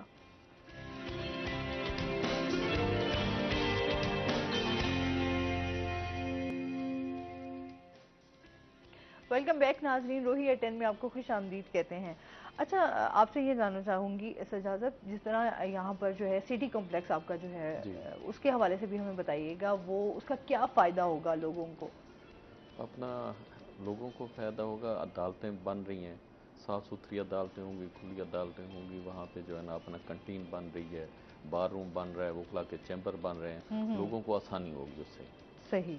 پہلے جتنا بھی رش ہے, جتنی آبادی ہے, اس حساب سے جتنے ججز صاحبان بیٹھے ہیں, ججز صاحبان کی بیٹھنے کے لیے جو کورٹس ہیں وہ انتہائی چھوٹی چھوٹی ہیں. کورٹس بڑی ہوں گی, ججز صاحبان کو فیصلہ کرنے میں بہت آسانی ہوگی. اب تو کافی سارے ججز صاحبان ڈسٹرکٹ کورٹ میں بالکل چھوٹی چھوٹی جگہوں پہ بیٹھے ہوئے ہیں, وہ بڑا تکلیف دہ عمل ہے. ٹھیک ہے, یہ اس کے بننے سے جو ہے یہ فائدہ ہو جائے گا, بہت زیادہ فائدہ ہو جائے گا, آسانی ہو جائے گی ججز صاحبان کو, وکلا صاحبان کو, کلائنٹس کو خاص طور پہ. کلائنٹس کو ویسے کیا فائدہ ہوگا؟ ان کے فیصلے, اگر کلائنٹ کا سب سے بڑا مسئلہ ہے ان کا فیصلہ, ان کے ایشو کے فیصلے ہوں. اگر ان کے فیصلے جلدی ہوں گے تو لوگوں کا رجحان بڑھے گا, لوگوں کا اعتماد بڑھے گا عدالت کے اوپر. اچھا ایک ٹائم ابھی بھی میں سمجھتی ہوں دوبارہ وہی ٹرینڈ آ گیا ہے, لوگ جس طرح پنچایت بٹھاتے تھے نا, ابھی اپنے مسئلوں کو اب وہ کچہری میں لانے کے بجائے اب وہ وہیں پر جو آپ کے جو چاہے وہاں پہ کوئی سیاستدان ہے, چاہے آپ کا کوئی بڑا ہے, اب نے وہی پنچایتیں جو ہیں وہ دوبارہ سے سٹارٹ کر دیں کہ ہمارے جو فیصلے ہیں وہ وہیں پہ ہی ہو جائیں, بجائے کہ ہم اپنے فیصلے لے کر اور جو ہے عدالت سے انصاف مانگنے جائیں. آپ کی بات ٹھیک ہے, لیکن ہمیشہ یہ لوگوں کی کوشش رہی ہے کہ آؤٹ آف کورٹ پہ اگر سیٹلمنٹ ہو جائے, وہاں پہ اگر ان کا کوئی مسئلہ حل ہو جائے تو پہلے کوشش کرتے ہیں. جتنے بھی لیٹیگنٹ ہیں, کورٹ میں آنے سے پہلے ہر ممکن کوشش کی جاتی ہے کہ معاملہ کورٹ تک نہ جائے. اس وجہ سے ثالثی کمیٹیاں بھی بنائی جاتی ہیں پولیس اسٹیشن میں, جہاں پہ محلے کے لوگ ہوتے ہیں ثالثی کے لیے کہ وہ کوئی چھوٹا موٹا مسئلہ ہو گیا تو وہ رول پلے کر کے صلح کرا لیں. اگر معاملہ سنگین ہے تو پھر عدالت کی طرف جانا چاہیے ان کو. صحیح. اچھا جس طرح ابھی ہم بات کر رہے تھے بلال مہنگائی کے حوالے سے, مہنگائی کو تو ہم لے کر بہت زیادہ ہی پریشان ہیں, صرف پیٹرول سستا ہونے کی خوشی میں, باقی جو دیگر مصنوعات ہیں, ہماری جو ضرورت کی اشیاء ہیں, کیا ان پہ بھی اثر پڑے گا یا وہ چیزیں وہی برقرار رہیں گی؟ اس پہ افیکٹ نہیں آئے گا, اس پہ اس حد تک افیکٹ نہیں آئے گا کیونکہ ڈالر کا امپیکٹ زیادہ ہے, کیونکہ ہم کافی چیزیں امپورٹ کرتے ہیں. سیم اگر ہم کچن کی بات کر لیں, گھی مہنگا رہے گا, گھی کتنا سستا کریں گے کیونکہ ڈالر کی وجہ سے اس کی قیمتوں میں کمی یا اضافہ ہوتا ہے. سیم اگر ہم مثالوں کی بات کریں, سیم اگر ہم بات کریں جو ہم آٹا خریدتے ہیں, اب آٹا حکومت 490 روپے کا دے رہی ہے, لیکن لوگ کہتے ہیں کہ وہ کھانے کے قابل نہیں ہوتا. کچھ جگہوں پہ ایک معیاری آٹا مل رہا ہے, لیکن کچھ جگہوں پہ شکایات زیادہ ہیں, اور لوگ کہتے ہیں کہ وہ جب ہم روٹی بناتے ہیں وہ کالی روٹی بن جاتی ہے, وہ اچھا یہ ہوا تھا ایک دفعہ ہمارے یہاں پہ ایک گیسٹ آئے تھے, میں نے ان سے بھی یہی کوشچن کیا تھا کہ لوگ جو بہت لائنوں میں لگے کھڑے ہوتے ہیں بیچارے, धूप में भी और वो खड़े हैं जी सिर्फ आटा लेने के चक्कर में। जो आटा उनको दिया जा रहा है नहीं है, वो इतना खराब आटा है कि आप उसकी रोटी नहीं खा सकते बिलाल। बिल्कुल ऐसी मतलब आप उनकी वो रोटी इस तरह की कि आप वो रोटी आपकी बनती भी नहीं है, मतलब सही तरीके से प्रॉपर। तो इसमें तो हम रोड शो करते हैं, उसमें लोग तो रोजाना बताते हैं ये बात। जब भी हम आटे के हवाले से बात करें, वो कहते हैं भाई वो खाने काबिल नहीं है, वो उल्टा लेने के देने पड़ जाते हैं। बच्चे कहते हैं पेट में दर्द होना शुरू हो गया, हमें मेडिसिन डॉक्टर के पास लेके जाओ। तो वो जो हम 100-150 की बचत करते हैं वो डबल हो जाती है। अब जो बाहर चक्की का आटा मिल रहा है वो 80 रुपए 85 रुपए फी किलो मिल रहा है। अब 80-85 रुपए मतलब कि 10 किलो की बात करें तो वो चला जाता है 800 रुपए। ठीक है, अब सरकारी की बात करें वो 490 रुपए पे, तो अब अंदाजा लगाएं कि सरकारी लोग कहते हैं खाने काबिल नहीं है और जो दूसरा आटा है वो महंगा है। एक जो हमारे यहाँ सबसे मेन प्रॉब्लम है वो है रेट्स को कंट्रोल करना। कीमतों का तयन करेगा कौन? ज़िला इंतजामिया करेगी या मार्केट करेगी? अब मार्केट में इन्होंने तयन करने के लिए, उसको मुस्तहकम करने के लिए प्राइस कंट्रोल मजिस्ट्रेट्स हैं। अब 50-52 मजिस्ट्रेट घूमते हैं, हर बंदे को उन्होंने अपना अपना एरिया दिया हुआ है, वो चेक करते हैं, लेकिन उसके बावजूद भी कीमतें मुस्तहकम नहीं होती। अब एक सिस्टम ही नहीं है। जब हम वही बात में कि सिस्टम होगा, एक प्रॉपर मैकेनिज्म होगा, उस चेन के थ्रू एक जो प्रोडक्ट है वो मार्केट में पहुंचेगी तो उसकी कीमत का तयन होगा। अब जब 6 जगहों पे वो हम कहते हैं कि वो चीज़ होके आ रही होगी, हर जगह उसने अपनी मर्जी का रेट होगा, तो उसमें हम कैसे हो सकते हैं? अब एक दुकान पे जाएंगे उसका रेट अलग होगा, दूसरे पे जाएंगे उसका रेट अलग होगा।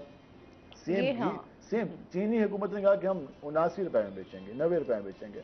आपने खुद भी मार्केट देखी होगी, खरीदने का इत्तेफाक हुआ होगा, कहीं भी 90 रुपए पे नहीं मिल रही थी।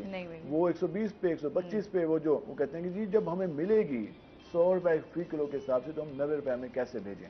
फिर जब वो मार्केट की डिमांड पूरी की गई तो फिर आके वो 85 रुपए पे एक रेट आया कंट्रोल हुआ, लेकिन 85, 90, 95, 100 रुपए अभी भी मार्केट का रेट चल रहा है। तो मार्केट को कंट्रोल करना, मार्केट की जरूरत पूरी करना, वक्त पे फैसला करना, ये शायद हमारी नई एडमिनिस्ट्रेशन को अभी तक आया है करना, ना हमारी हुकूमतों को आया है।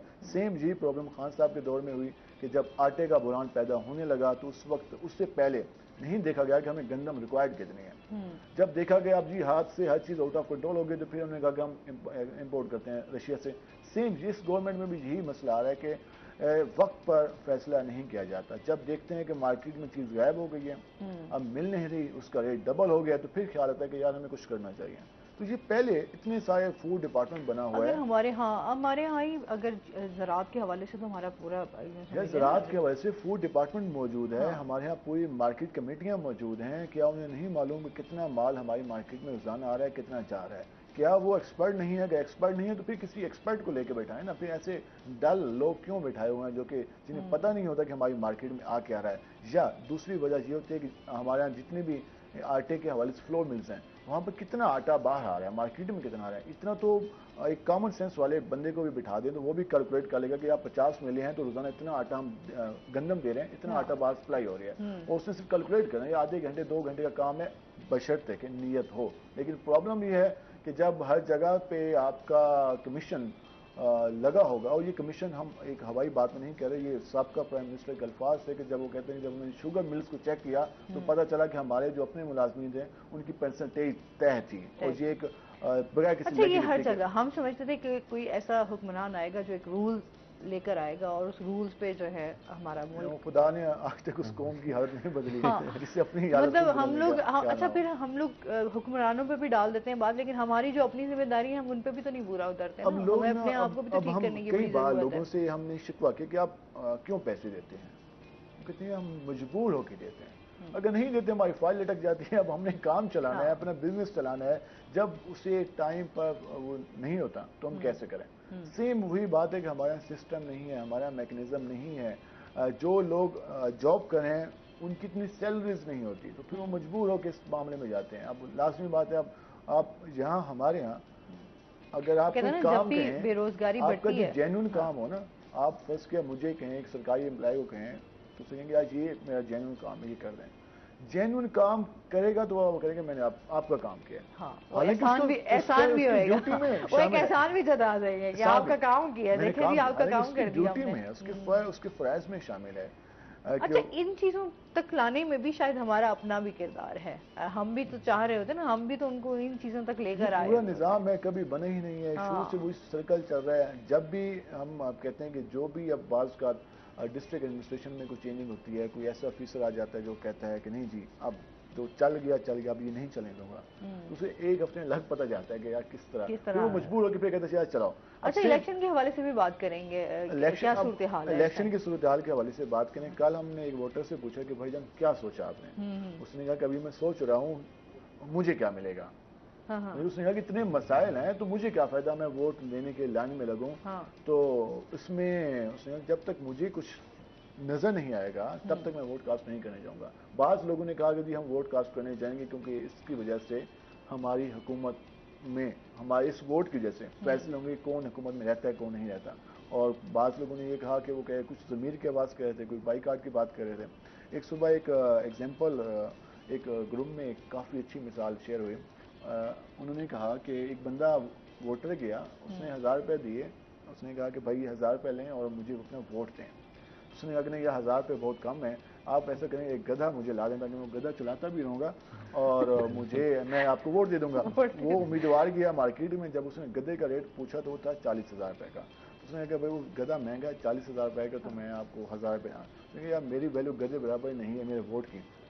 तो आप मुझे से 1000 में क्यों वोट खरीदना चाहते हैं? तो ये वोटर्स को ख्याल करना चाहिए कि उनकी वैल्यू है, वो अपनी वैल्यू को, अपने वोट को ना बेचें। हम ये नहीं कहते तमाम वोटर्स बेचते हैं अपने वोट। हम बाज का तल्लुक की आपका इतना हमें आपका काम और आपकी क्वालिटी होनी चाहिए कि लोग आपको खुद आकर जो है वो वोट दें। लोग बिरादरी की बुनियाद पे वोट ना दें, नजरिए की बुनियाद पे दें, जिसको भी देना है, जो हकदार है उसको वोट देना चाहिए। बिल्कुल, बहुत शुक्रिया बिलाल आपका। सर आपका बहुत शुक्रिया, बहुत अच्छा लगा आप हमारे शो का हिस्सा बने। और इसके साथ ही नाज़रीन अभी हमने जाना है ब्रेक पे, हमारे साथ रहिएगा। जब हम ब्रेक से वापस आएंगे तो हमारे साथ कुछ और गेस्ट मौजूद होंगे।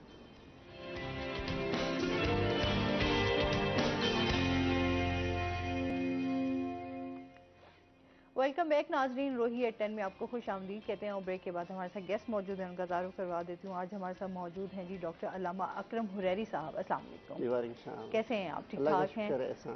वेलकम कहते हैं अपने शो में आपको। इस्लामी स्कॉलर हैं जी। और इसके साथ ही हमारे दूसरे गेस्ट हैं मिर्जा तारिक नदीम साहब जो कि नात ख्वां हैं। अस्सलाम वालेकुम, कैसे हैं आप? ठीक ठाक हैं? वेलकम कहते हैं अपने शो में आपको। अच्छा जी, आज का जो हमारा टॉपिक है उस पर हम बात करेंगे कि एक तो आज बात करेंगे जुमे के हवाले से, उसकी फजीलत और अहमियत पर, और उसके साथ साथ जो है हम जानेंगे जिस तरह हज के हवाले से कि हज के क्या फ़वाइद और समरात हैं, उस पर बात करेंगे। सेकेंडली, अल्लाह का कुर्ब कैसे हासिल कर सकते हैं, इस पर आज हम डिटेल से अकरम साहब से बात करेंगे। और हमारे साथ नात ख्वां भी मौजूद हैं नदीम साहब, तो इनसे हम नात रसूल मकबूल सल्लल्लाहु अलैहि वसल्लम भी साथ सुनेंगे।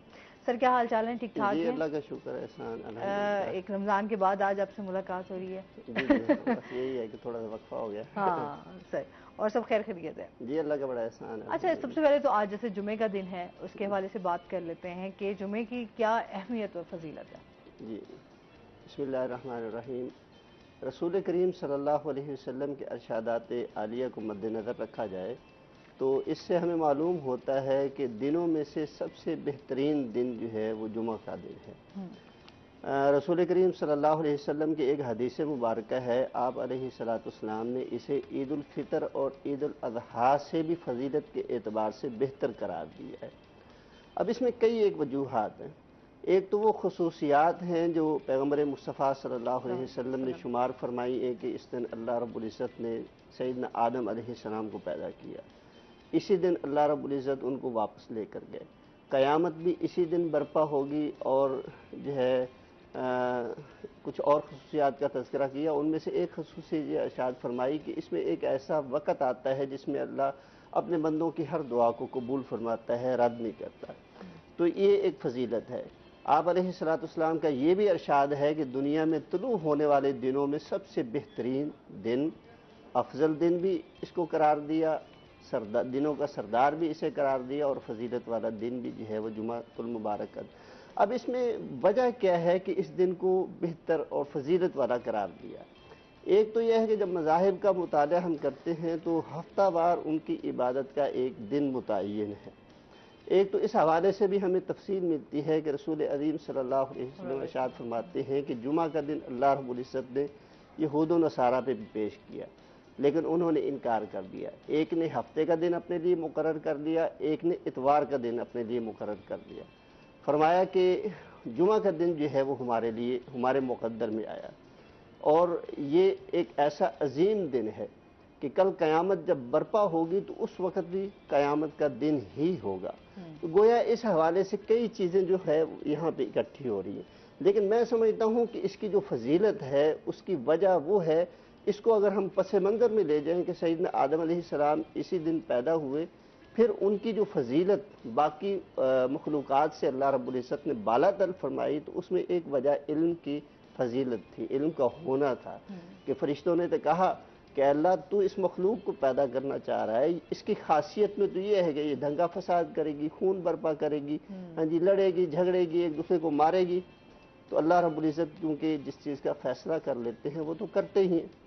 تو وَعَلَّمَ الْآدَمَ الْأَسْمَاءَ كُلَّهَا، قرآن عظیم یہ ارشاد فرماتا ہے کہ اللہ رب العزت نے آدم علیہ السلام کو چند چیزوں کے نام سکھلا دیے. پھر اس کا اظہار فرشتوں کے سامنے، کیونکہ انہوں نے ہی یہ آبجیکشن رکھی تھی، انہوں نے یہ بات اللہ رب العزت کے سامنے رکھی تھی کہ اللہ ہم تو تیری عبادت کرتے ہیں، تیری حمد و ثنا بیان کرتے ہیں، وَنُقَدِّسُ لَكَ، تیری جو ہے وہ پاکیزگی بیان کرتے ہیں. پھر تو ایک ایسی مخلوق کو پیدا کر رہا ہے جو فساد برپا کرنے والی ہے.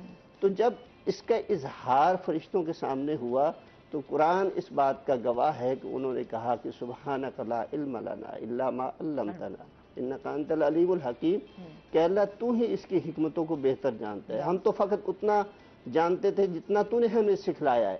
لیکن فرشتہ کل کا پیدا ہونے والا انسان، اسے اگر ارد گرد کی چیزوں کا پتہ چل گیا ہے تو گویا فرشتوں نے جب دیکھا کہ علم میں بالا تر ہو گئے ہیں سیدنا آدم علیہ السلام، تو انہوں نے اپنی کم مائگی کا اظہار کر لیا. اور یہی امت محمدیہ صلی اللہ علیہ وسلم کے اوپر جو پہلی وحی آتی ہے اس میں بھی علم کا اظہار ہوتا ہے، اقرأ بسم ربک الذی خلق. تو اسی علم کا پرچار جو ہے حضرت صلی اللہ علیہ وسلم نے ہفتہ وار دنوں میں جمعہ کے دن کو جو ہے وہ مقرر فرمایا ہے کہ مسلمان اکٹھے ہوتے ہیں، ایک عبادی کے، ایک علاقے کے، وہ کچھ وعد و نصیحت سنتے ہیں. حضرت صلی اللہ علیہ وسلم مدینہ منورہ میں ہجرت کر کے گئے تو 3 دن قیام فرمایا. قباء کی ایک بستی تھی تو وہاں پہ مسجد بنائی اور پہلا جمعہ جو ہے وہاں پہ فرمایا. اس کے بعد مسجد نبی بنی، باقاعدہ ایک جمعے کا جو ہے وہ آغاز ہوا. تو اس سے یہ ہے کہ اللہ رب العزت کے پیغامات کو دہرایا جاتا ہے، تذکیر ہوتی ہے، نصیحت ہوتی ہے. اور یہ جو علم ہے نا، اس کا سیکھنا سکھانا، ہم نے وہ معروف ایک چھوٹی سی حدیث پڑھی ہوئی ہے، سنی ہوئی ہے کہ جو بھی وحی کا علم سیکھتا ہے، قرآن کا علم سیکھتا ہے یا سکھلاتا ہے، دنیا میں اس سے بالا تر کوئی اور انسان نہیں ہو سکتا. گویا کہ فضیلت والا صاحب مرتبہ انسان ہے وہ جو علم کے ساتھ وابستہ رہتا ہے. تو ہم جو چھوٹی سی گھڑی اکٹھے ہو کے بیٹھتے ہیں، اللہ رب العزت پہ اس کو اتنا فضیلت والا بنایا ہے کہ پورے دن کو جو ہے وہ بابرکت بنا دیا ہے. اور یہی وجہ ہے میں جو سمجھتا ہوں کہ اس میں جو حکمت پیدا ہے جمعے کے دن کی اہمیت اور فضیلت کے حوالے سے، وہ یہی ہے. پھر آپ علیہ السلام کی تعلیمات بھی ہمیں ملتی ہیں کہ آپ سارا دن اس میں عبادت میں ہی صرف کرتے رہتے. صحابہ کرام کا ایک عمل ہے، پھر آگے محدثین کا آگے جو ہے اس کے غور و فکر اور تدبر کے لحاظ سے انہوں نے اپنی تفہیمات جو ہے، تشریحات جو ہمارے سامنے بیان کی ہے کہ جو آپ علیہ السلام نے فرمایا ہے کہ اس میں ایک ایسا وقت ہے جس میں انسان اللہ سے دعا کرے تو اللہ اس کو ہر صورت عطا فرماتے ہیں، قبول فرماتے ہیں، رد نہیں کرتے. تو اس کے بارے میں کئی ایک توجیحات ہمارے سامنے آتی ہیں، لیکن جو بہترین 3 توجیحات ہیں، ایک تو یہ ہے کہ اس وقت کے تعین کے بارے میں فرماتے ہیں کہ جب امام منبر پر بیٹھتا ہے نماز کے اختتام تک وہ وقت ہے.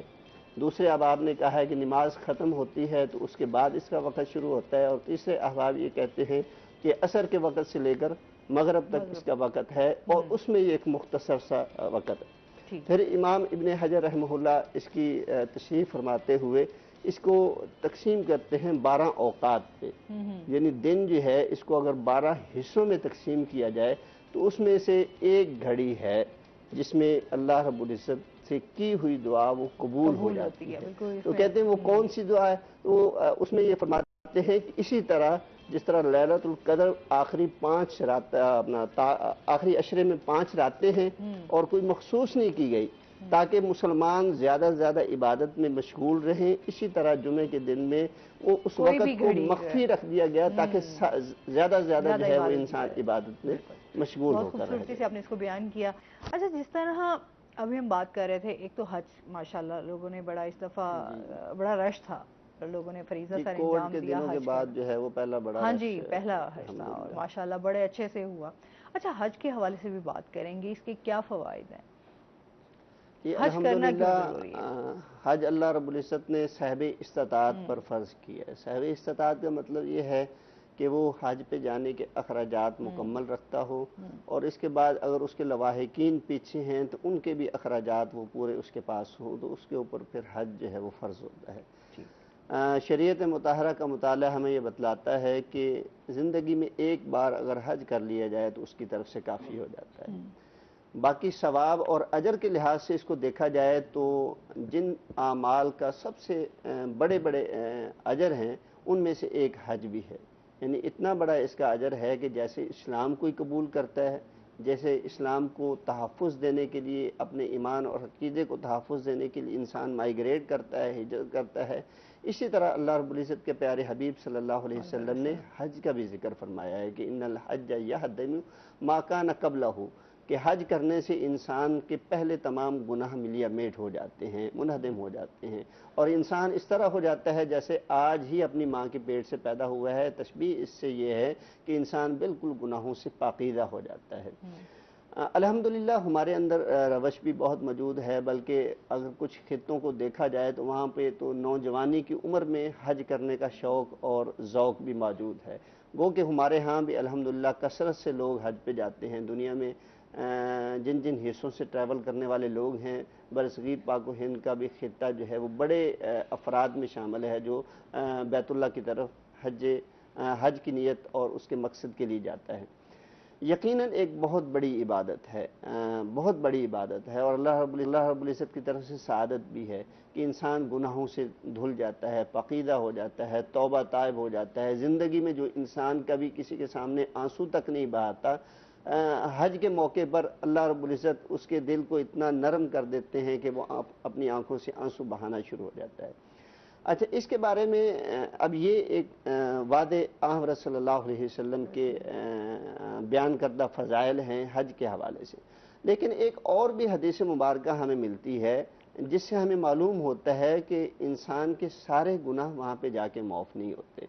जो इंसान दुनिया में अपने जैसे इंसानों को तंग करता है, उनके हक हकूक़ गस्ब करता है, वो हराम की कमाई से अपने आप को पालने पोसने वाला है, या हराम के अखराजात से वो हज बैतुल्लाह के लिए जाता है, तो उसका हज अल्लाह रब्बुल इज़्ज़त के यहाँ कबूल नहीं होता है। इसलिए कि अल्लाह रब्बुल इज़्ज़त ने एक तो असूल कुरान हकीम में ये इरशाद फरमाया है कि जो भी नेक अमल है अल्लाह रब्बुल इज़्ज़त वो सिर्फ नेक और पाकीदा कमाई वाला ही अमल अल्लाह रब्बुल इज़्ज़त कबूल फरमाता है, और अगर पाकीदा कमाई वाला अमल नहीं है तो अल्लाह रब्बुल इज़्ज़त वला यक़बलु मिनहा, वो उससे अल्लाह रब्बुल इज़्ज़त कबूल नहीं फरमाते।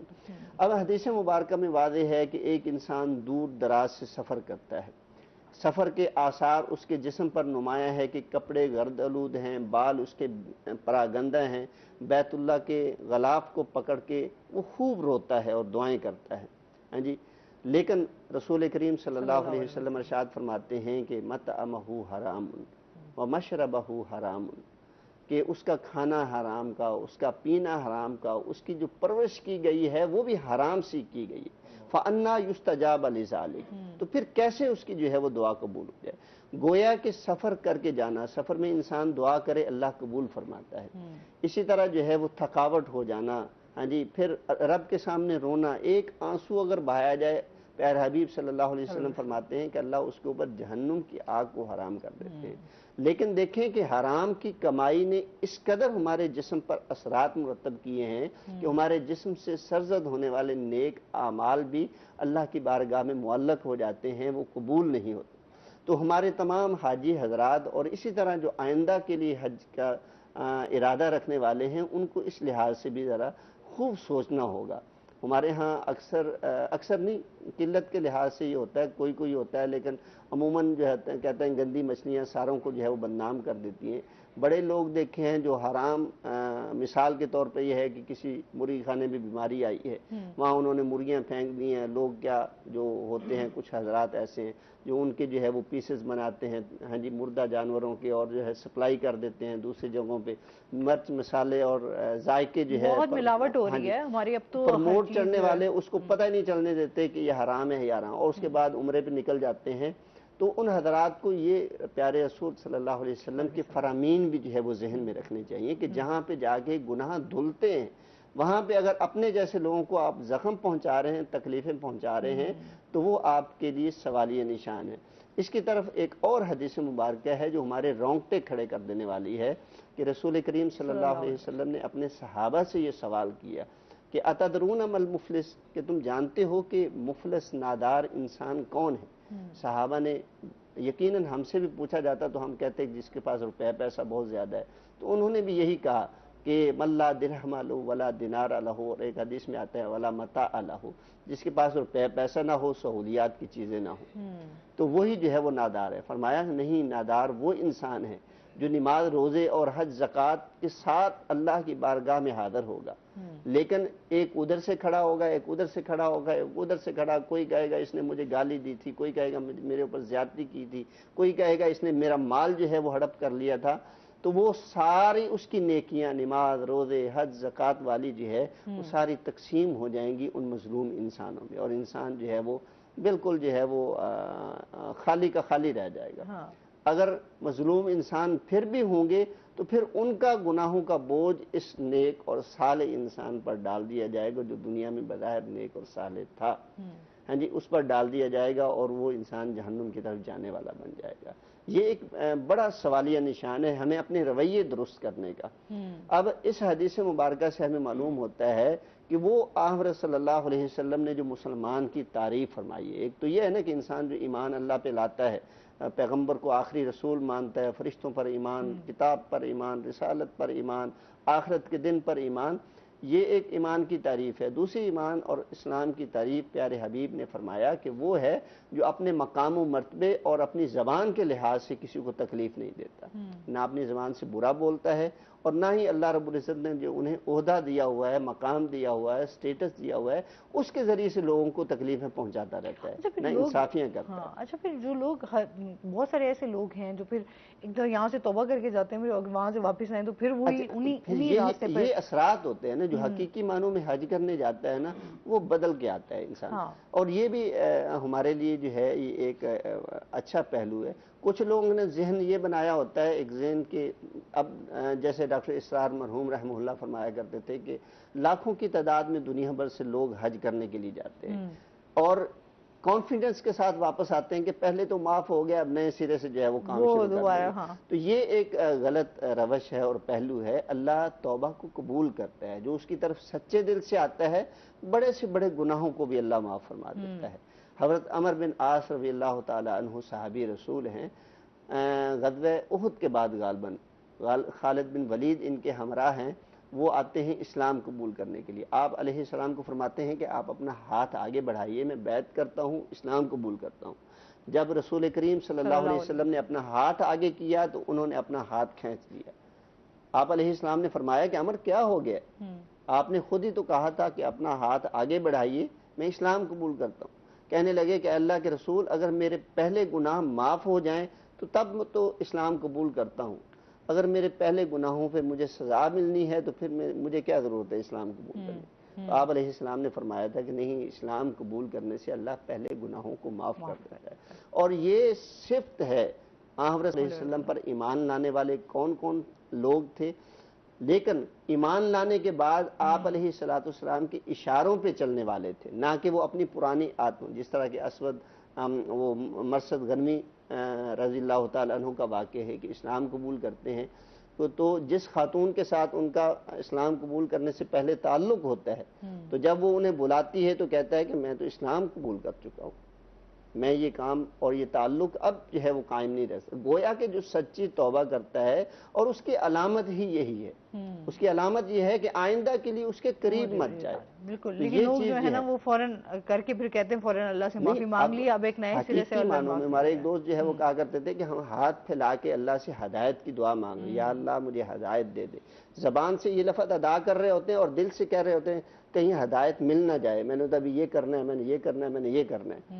تو گویا کہ زبان اور ہمارا دل ساتھ نہیں دے رہا ہوتا, اور یہ گویا کہ ہم اپنے آپ کو دھوکہ دے رہے ہوتے ہیں. اس لیے محدثین نے حضرت صلی اللہ علیہ وسلم کے فرمودات سے جو تعریف ایمان کی ہمارے سامنے رکھی ہے, فرمایا کہ ایمان اس چیز کا نام ہے کہ اقرارم باللسان و تصدیقم بالقلب و عملم بالجوارح.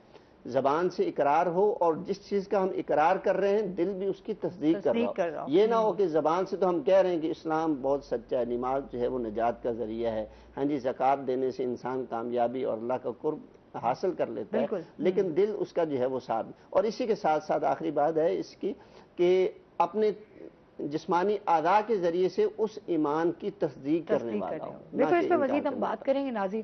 ابھی ہم نے جانا بریک پہ, ہمارے ساتھ رہیے گا.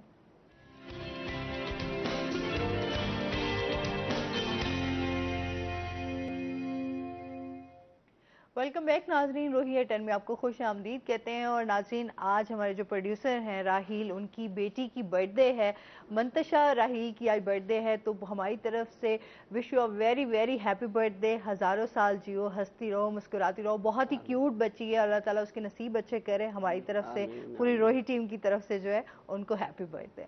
اچھا, ہم حج پہ بھی بات کریں, ساتھ ساتھ ہم جس طرح ایک تو بات کر رہے تھے کہ اللہ کا قرب کیسے حاصل کریں. اللہ رب العزت کے جتنے بھی احکامات ہیں دراصل ان کا مقصد اللہ کا قرب ہی حاصل کرنا ہے.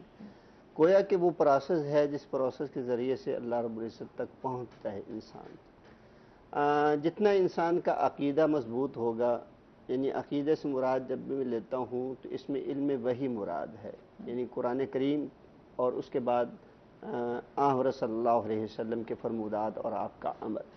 یہ علم وحی اس کو ہم کہہ سکتے ہیں, حقیقت میں شریعت بھی ہے وہ اس کو کہہ سکتے ہیں کہ اس کے مطابق جس کا انسان کا طرز عمل ہوگا وہ یقیناً اس کو صراط مستقیم کی طرف جو ہے وہ لے جائے گا.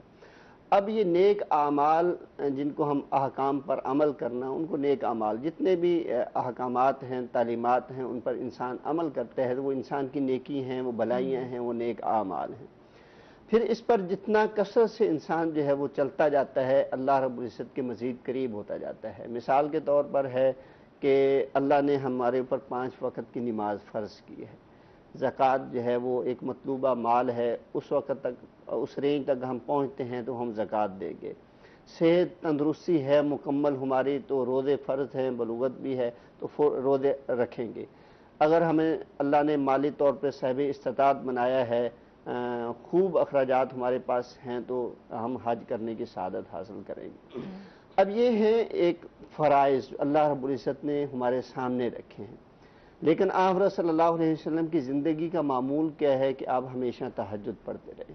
سبحان اللہ.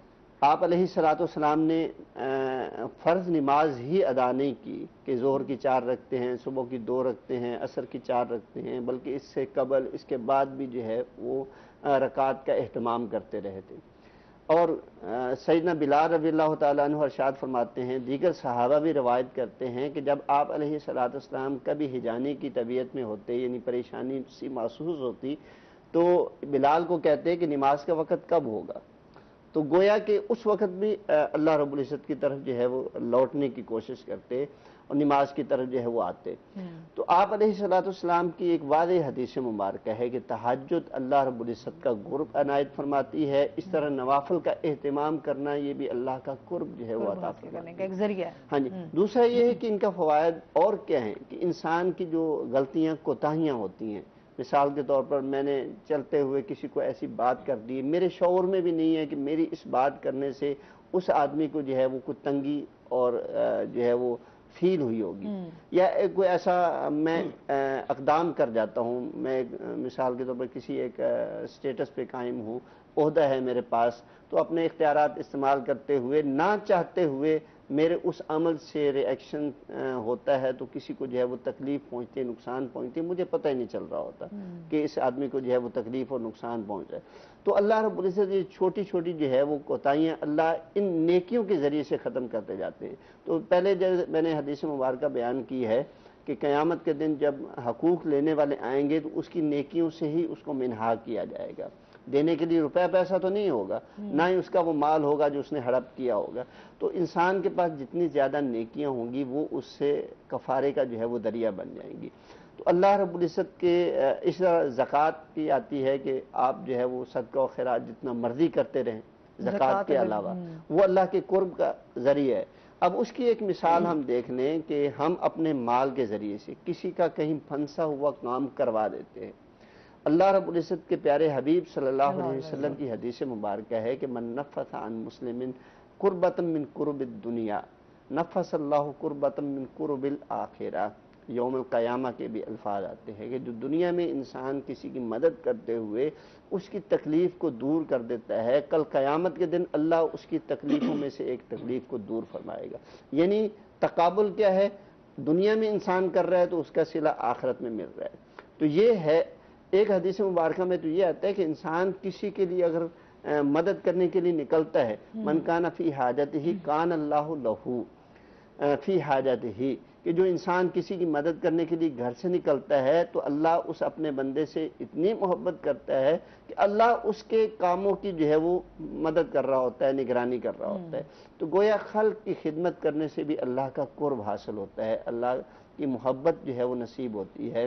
نوافل کا اہتمام کیا جائے، زیادہ سے زیادہ صدقہ و خیرات کا اہتمام کیا جائے، جیسے کہ رسول کریم صلی اللہ علیہ وسلم کی ایک حدیث مبارکہ ہے کہ اگر ہم اپنے مال کے ذریعے سے کسی کے گھر میں خوشی پہنچا دیتے ہیں، اس کو سیر ہو کر کھانا کھلا دیا، اس کو راشن کا اہتمام اس کے لیے کر دیا، وہ گھرانہ خوشی سے جو ہے وہ ٹما اٹھتا ہے۔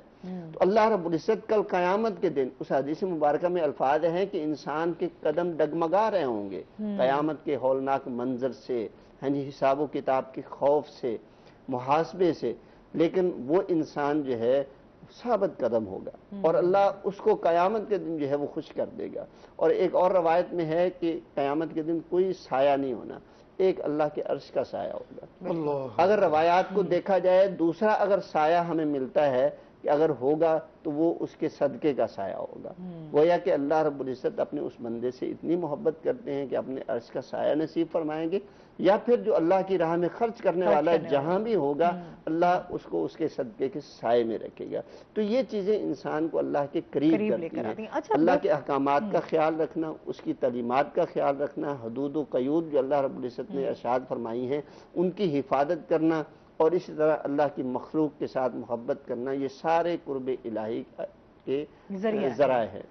اچھا، جس طرح ابھی بہت سارے ہمارے لوگ جو ہیں وہ ایک کوشچن کرتے ہیں کہ آپ جو نماز ادا کرتے ہیں، جو فرض ہیں، آپ صرف اگر وہی ادا کر لیتے ہیں تو کیا نماز ہو جاتی ہے؟ جی، فرض نماز تو وہ تو اس کا تو کوئی ہے ہی نہیں، کہ آپ نے جیسے سنتیں ہیں، آپ نے ساتھ میں نوافل بھی ادا کرنے ہیں۔ لیکن صلی اللہ علیہ وسلم شریعت کے شارع ہیں، آپ نے شریعت کو ہمارے لیے سمجھایا ہے، اور ان کے اسوہ حسنہ کے بارے میں قرآن حکیم ارشاد فرماتا ہے کہ لقد کان لکم فی رسول اللہ اسوۃ حسنہ۔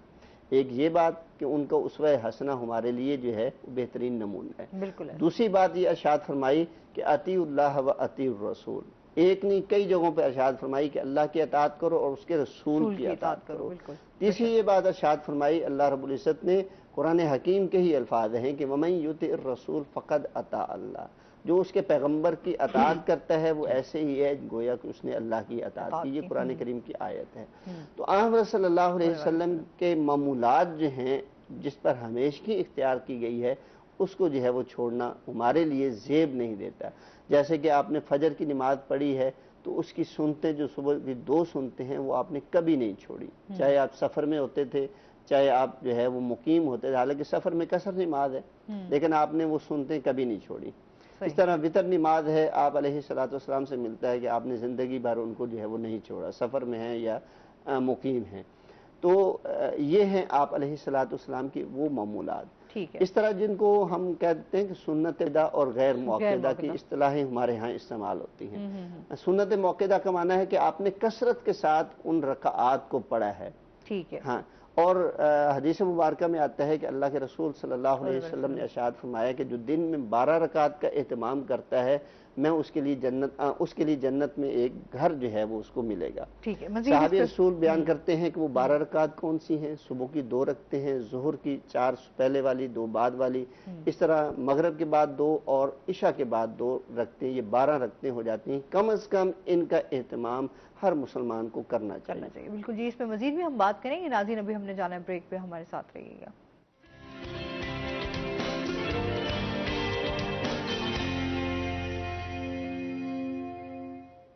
ویلکم بیک ناظرین، روہی ایٹ 10 میں آپ کو خوش آمدید کہتے ہیں. بات ہو رہی ہے کہ اللہ کا قرب حاصل جو ہے وہ کیسے کر سکتے ہیں.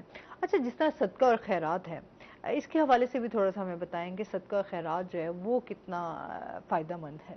ہاں جی، یہ سوال کا جواب دینے سے پہلے میں پچھلی بات کو تھوڑا سا مکمل کرتا ہوں کہ اللہ کا قرب جو ہے، رسول کریم صلی اللہ علیہ وسلم ارشاد فرماتے ہیں کہ اللہ اپنے بندے کے سجدے کی حالت میں بہت قریب ہوتے ہیں. اور وہ جو حدیث مبارکہ ہے کہ انسان اکیلا بیٹھا ہے، تنہا ہے، اپنے گناہوں کو یاد کرتا ہے، ماضی کی زندگی کو دیکھتا ہے تو کہتا ہے میں تو لٹ گیا، برباد ہو گیا، میری تو زندگی جو ہے وہ ختم ہو گئی. اللہ کا خوف آتا ہے، اللہ کی محبت بھی اس کے دل میں پیدا ہوتی ہے کہ اللہ کی محبت مجھے ملنی چاہیے، اللہ کا غضب اس سے میں محفوظ ہو جاؤں. اکیلا بیٹھتا ہے، اس پہ غور و فکر کرتا ہے، تدبر کرتا ہے، اور پھر جو ہے وہ سجدہ ریز ہو جاتا ہے، روتا ہے، گڑ گڑاتا ہے. تو اللہ رب العزت اس بندے سے سمجھ لیں کہ اتنا قریب ہو جاتے ہیں کہ اس کے اوپر ایک تو یہ ہے کہ اس کے آنسو جب نکل آتے ہیں تو اللہ کو بڑی حیا آتی ہے. اور حدیث مبارکہ میں ہے کہ اگر مکھی کے سر کے برابر بھی اس کی آنکھ سے آنسو نکل آتا ہے تو اللہ اس کے اوپر بھی جہنم کی آگ کو حرام فرما دیتے ہیں. اور وہ آنسو جو اس کی گالوں پہ بہتا ہوا، اس کی گالوں کو اپنے آنسوں کی حدت جو ہوتی ہے، گرمی ہوتی ہے، اس کو محسوس کرتا ہو نیچے جو ہے وہ گرتا ہے، اللہ اس کے اوپر بھی جہنم کی آگ کو حرام فرماتے ہیں. یہ ایک افضلی.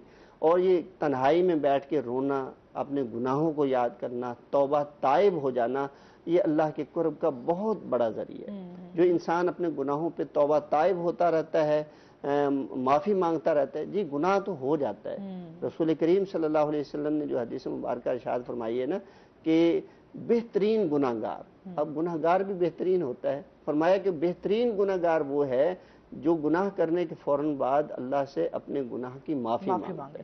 یہ نہیں کہ اس کو جو ہے وہ فخریہ طور پہ لوگوں میں پیش کرنا، بتائے یہ میں نے یہ کر دیا، جی آج میں نے یہ کر دیا، میں نے یہ کر دیا، یعنی اپنے گناہ کو وہ اپنے کارناموں کے طور پر جو ہے وہ بتا رہا ہے. تو یہ باتیں اللہ کے غضب کی دعوت دینے والی ہیں. تو اللہ کا قرب جو ہے وہ سجدے کی حالت میں گناہوں کی معافی مانگنے اور آئندہ کے لیے اللہ کی اطاعت و فرمانبرداری کے مطابق چلنے سے اللہ کا قرب جو ہے وہ نصیب ہوتا ہے.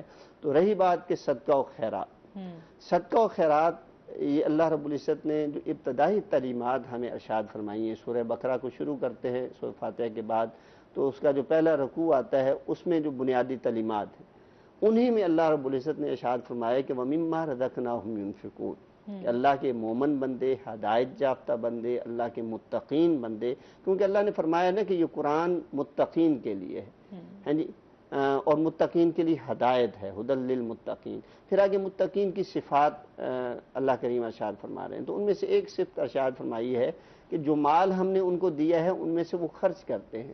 اللہ نے یہ بات یہاں پہ باور کروائی، قرآن حکیم میں کئی جگہ یہ بات باور کروائی ہے کہ یہ جو مال تمہارے پاس ہے تمہارا اپنا نہیں ہے، یہ ہم نے تمہیں دیا ہے. مما رزقناہم، جو ہم نے تمہیں دیا ہے اسی میں سے آپ لوگوں نے جو ہے وہ اس کو خرچ کرنا ہے.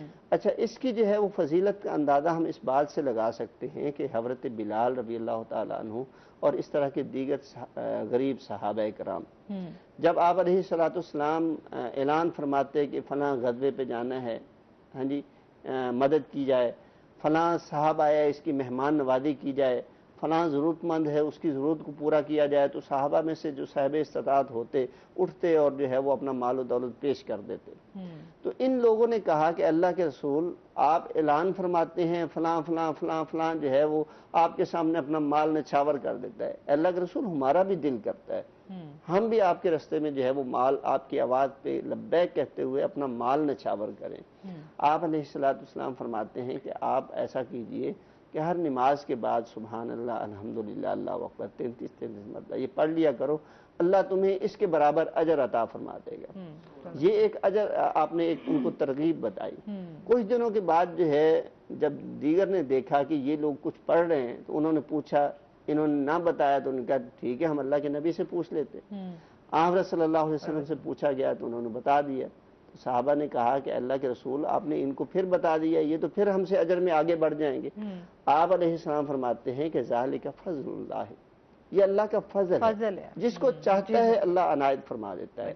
اور یہ مال اللہ کے قرب کا ایک بہترین ذریعہ، المال والبنون زینت الحیات الدنیا، اور دنیا کی زیب و زینت کا بھی اللہ نے ذریعہ بنایا ہے کہ جس کے پاس مال ہوتا ہے اللہ نے اس کی عزت بنائی ہوتی ہے، اس کا بھرم بنایا ہوتا ہے۔ لیکن حدیث مبارکہ میں ہے کہ اللہ رب العزت جس کو بھی مال دیتا ہے اس کو چاہیے کہ اس کو گردش میں رکھے، جو لوگوں کے حقوق ہیں وہ اس کو ادا کرتا رہے۔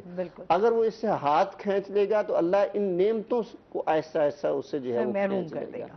اچھا جی، بہت شکریہ، بہت اچھا لگا آپ ہمارے شو میں آئے اور ایک بہت ساری انفارمیشن ہمارے ویورز تک جو ہے اسلامی اللہ کریم عمل کی توفیق عطا فرمائے، آمین۔ بہت شکریہ آپ کا، آپ کا بہت شکریہ۔ اور جاتے ہوئے آپ سے جو ہے نعت رسول مقبول صلی اللہ علیہ وآلہ وسلم سنیں گے، اور اس کے ساتھ ہی ناظرین آج کا پروگرام یہیں پہ ختم ہوا۔ اپنا بہت سارا خیال رکھیے گا، دعاؤں میں یاد رکھیے گا، انشاءاللہ زندگی نے ساتھ دیا تو صبح آپ سے پھر ملاقات ہوگی۔ اللہ حافظ۔